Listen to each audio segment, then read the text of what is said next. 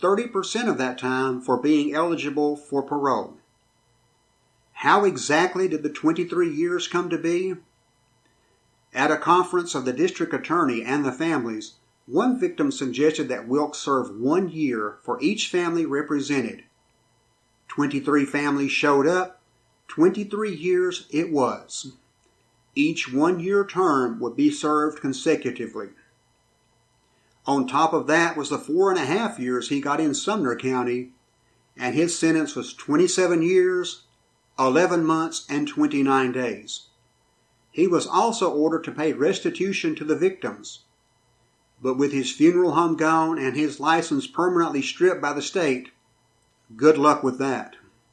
Shortly after his sentence was announced, Wilks wrote a letter to Dorothy York apologizing and explaining what he did to her loved one's body. Wilks' letter said that Bobby had a tremendous amount of water fluid in his body when he died. The paper products were put in around the feet to absorb moisture which escapes after the body is embalmed. I can tell you for a fact, dead bodies don't sweat. York's grave, you will remember, had an empty milk carton, soft drink bottles, a cat food can, and an empty embalming fluid bottle along with the paper documents. Wilks denied ever putting trash in the grave, but he did say that if he had done it, it would have been under the casket and not where anyone could see it. Now to me, that sounds kind of like a certain athlete turned celebrity in later years. I didn't do it, but if I did, here's how I would have done it.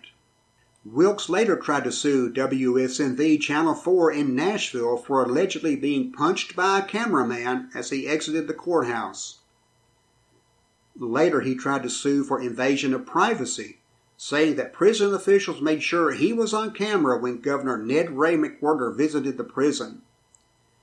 The millions Wilks sought would have taken care of his victims. As you can guess, however, both suits were dismissed without ever seeing a courtroom. At a parole hearing in July of 1993, Wilks was denied parole, much to the joy of his victims' families.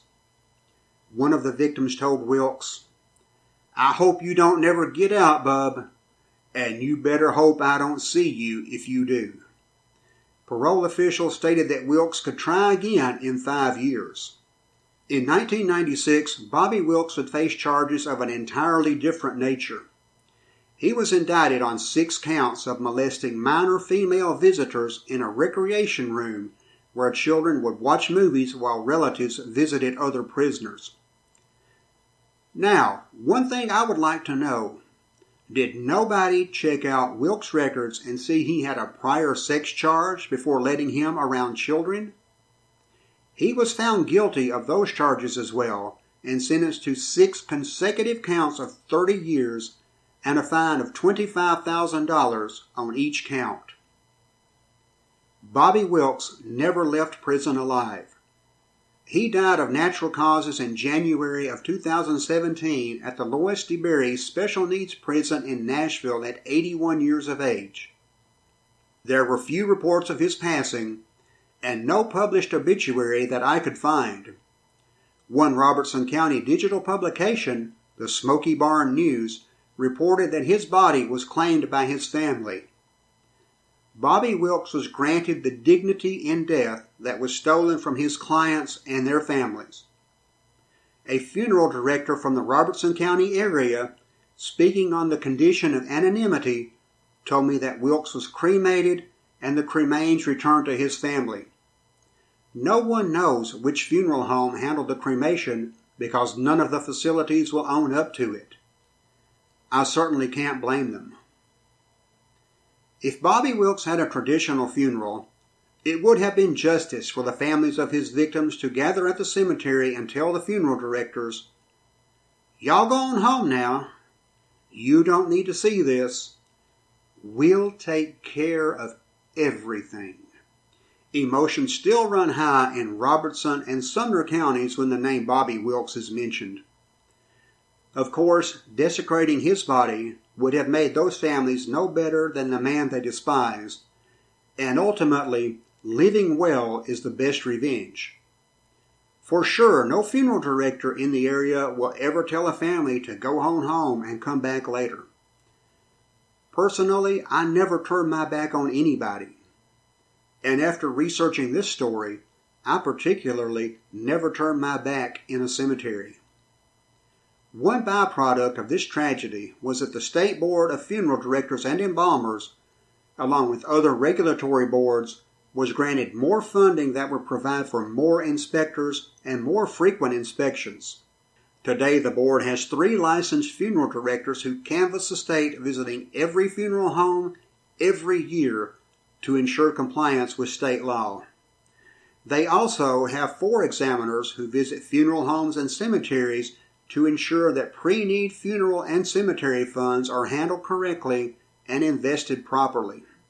The state also enacted Tennessee Code Chapter 39-317-312. That law made it a Class E felony to desecrate a human body.